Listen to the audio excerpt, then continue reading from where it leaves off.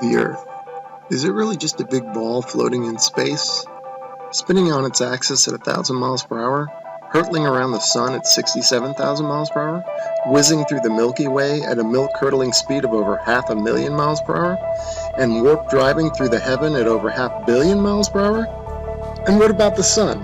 Is it really 93 million miles away and close to 1 million miles in diameter, with a circumference of nearly 3 million miles? And it's constantly illuminating half of our entire Earth's surface with the rotation of the Earth, creating our 24-hour days, our night and days? Or, shh, the Earth is flat.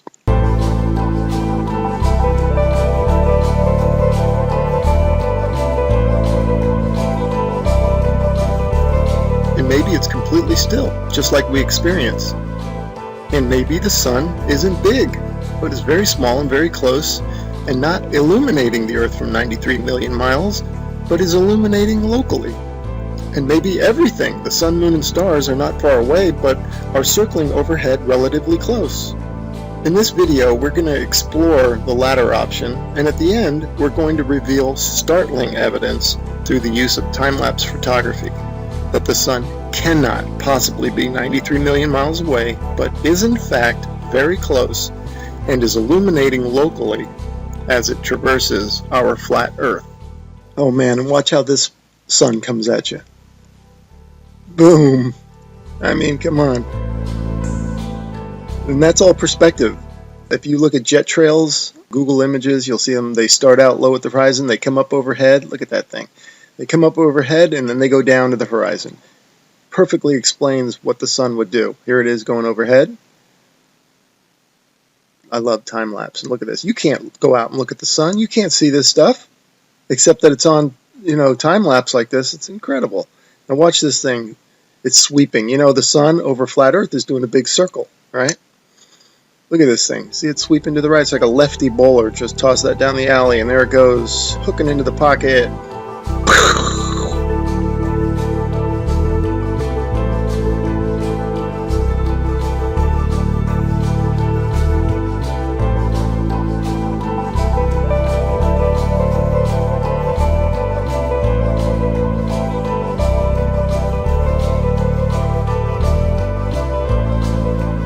You can see how the clouds angle down to the horizon.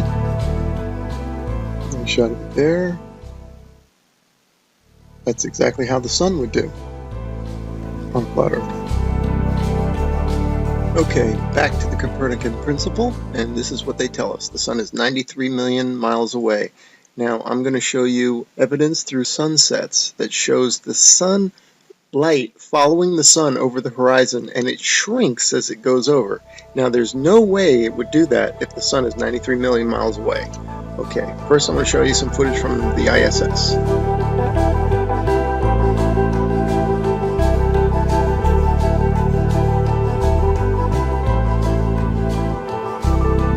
Okay, now watch this animation. Watch this sunset. Now this is exactly, if they came to me and said, do an animation, this is how I would do it. If the sun were 93 million miles away. Just like that. Have the whole horizon fade evenly. But that's not what we see.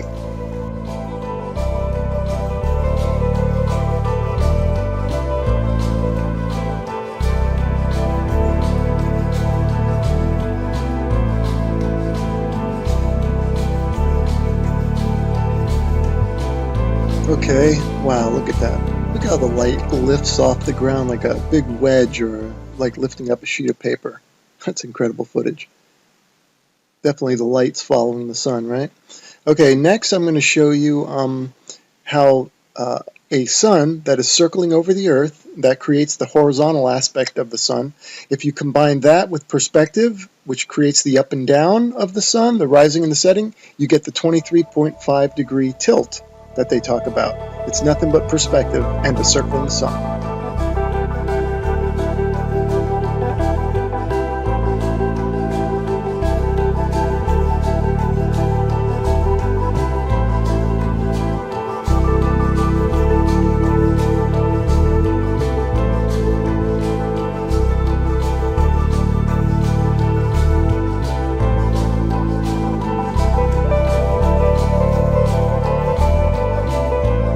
Here's another sun sweeping out a big circle.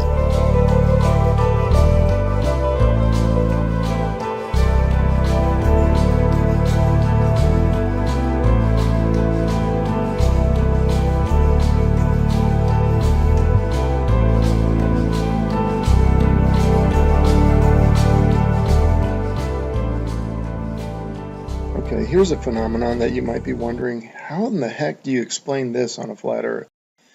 Well, this footage is taken from Alaska during the summer, and the sun does look like it's going up and down. The reason it's doing that is that this town in Alaska is not in the center of the sun's circular circuit.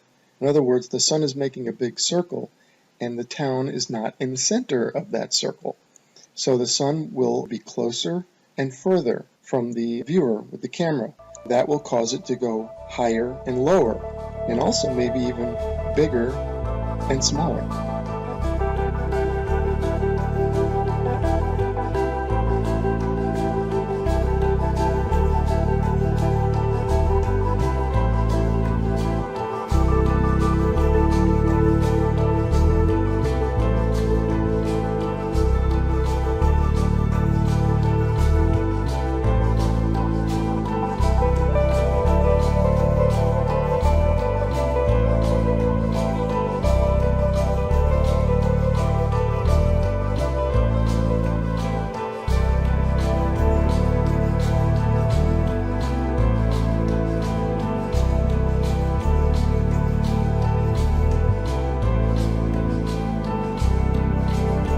Look at the high altitude airplane. Remember, this is from a high altitude balloon, so that airplane is probably at cruising altitude.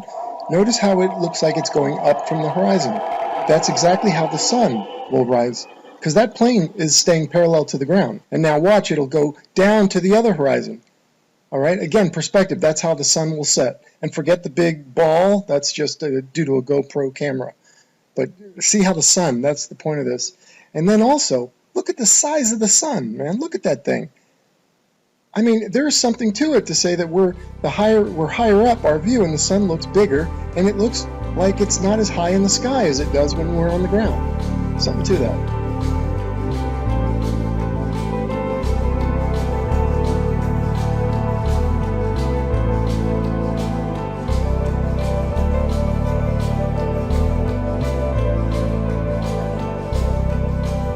Let's explore this notion a bit further, that the sun looks bigger when filmed from higher up. The next 3 slides, I'm going to do a comparison, a side by side. The one on the left, the camera is above the clouds. The camera on the right is ground level.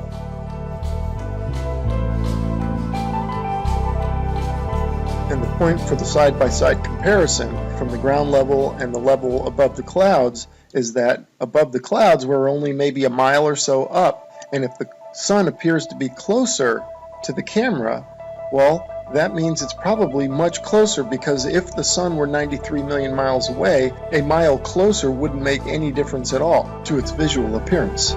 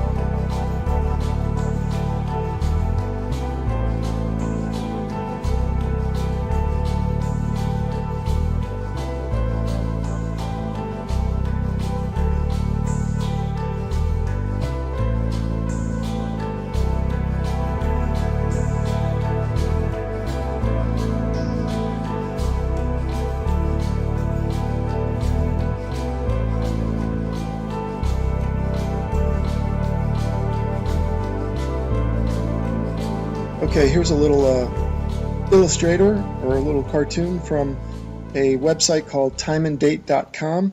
It's really funny that they would have a perfect illustration of a sun rising and setting on a flat earth due to perspective.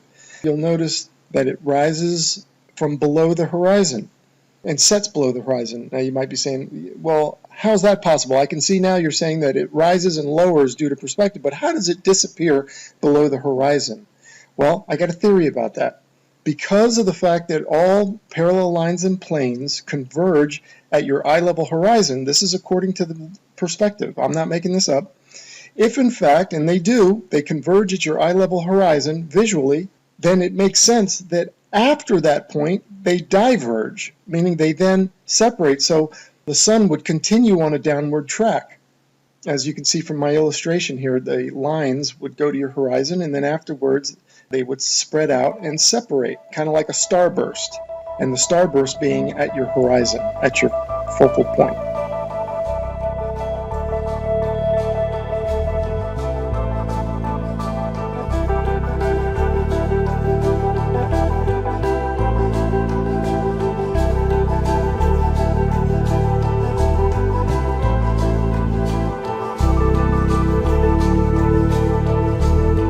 Anyway, without further ado, we're going to start talking about, and I'm going to start showing you the time lapse of the sunsets that I'm talking about that clearly show the sun is close and illuminating locally. Here we go. All right, and here are a couple of time-lapse sunsets, and just like the sunrises at the beginning of this video where you could see the sun coming at you, not maintaining any 93 million mile distance, here you can also see the sun moving away, and it's clearly not due to the rotation of the Earth and a sun that's maintaining 93 million miles away, but the sun is moving over the Earth and moving away from you.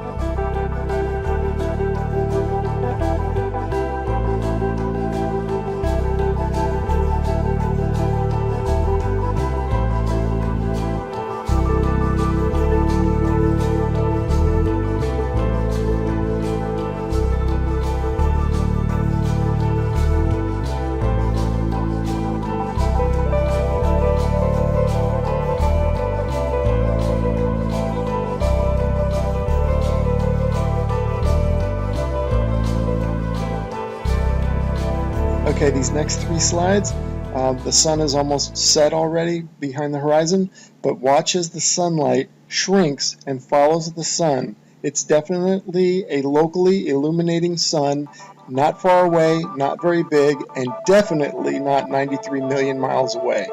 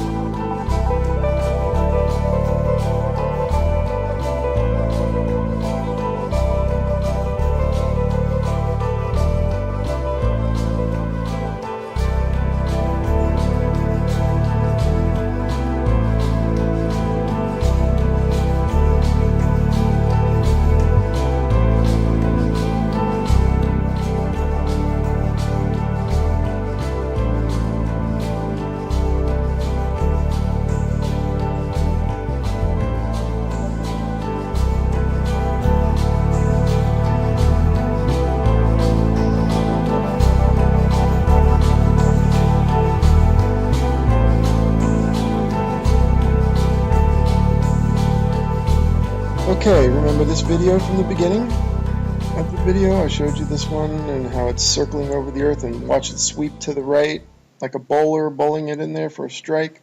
Okay, now I want you to pay attention to the way the light follows the sun. The sunlight's going to shrink, right, as it follows the locally illuminating sun. Now watch this. See it shrinking, following the sun? You do not get that if the sun is 93 million miles away. The entire horizon should fade evenly, just like this supposed shot taken from space of the Earth. You can clearly see the way they depict it. They depict the demarcation between day and night, or light and dark, as a long straight line. And you can see the long straight line moving as one solid piece. That means that the sunset should all fade, the entire horizon should fade evenly. But that's not what we observe, as we will see and as we've seen in the footage so far. The sunlight shrinks and follows the sun over the horizon. So these time-lapse sunsets are definitely the nail in the coffin for heliocentrism. But this particular one here, shot from above the clouds from this observatory, is the final nail in the coffin. Look at how the sun just shrinks and the light shrinks to nothing. That cannot happen, as I showed you in the when the sun illuminates the entire Earth, which it does from 93 million miles away. It has to. You don't get this isolated look at the sunlight trailing the sun. That's only possible with a small sun, close, not very high, illuminating locally. I mean, if this isn't proof to you, then you gotta take the blinders off.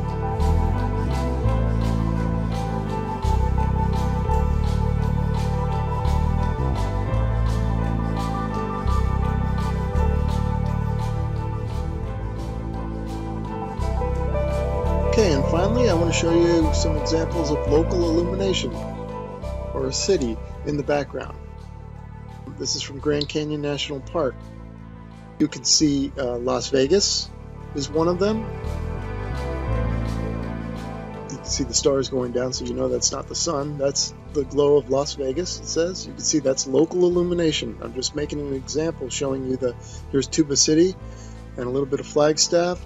Now, in this one here, you see two lights. Obviously, we don't have two suns, but these are two cities lit up, and it's just to show it looks just like the sun going over the horizon. That's the point of me showing that. That's local illumination at work. The sun is not 93 million miles away, because if it was, the entire horizon would fade evenly, and the entire horizon would fade at the same time. Not what we see here, which is the small sun cruising over the Earth and the light is following it. Case closed.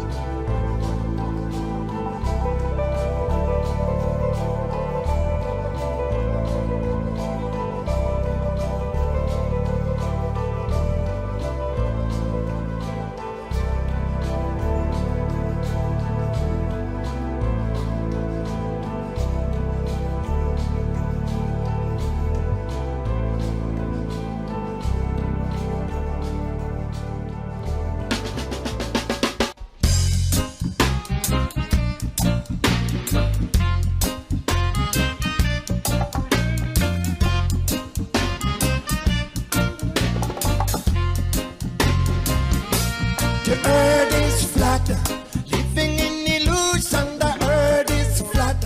We take some illusion. The earth is flat, living in illusion. So people don't know what to do. The earth is flat, living in illusion. The earth is flat, it's staging illusion. The earth is flat, living in illusion.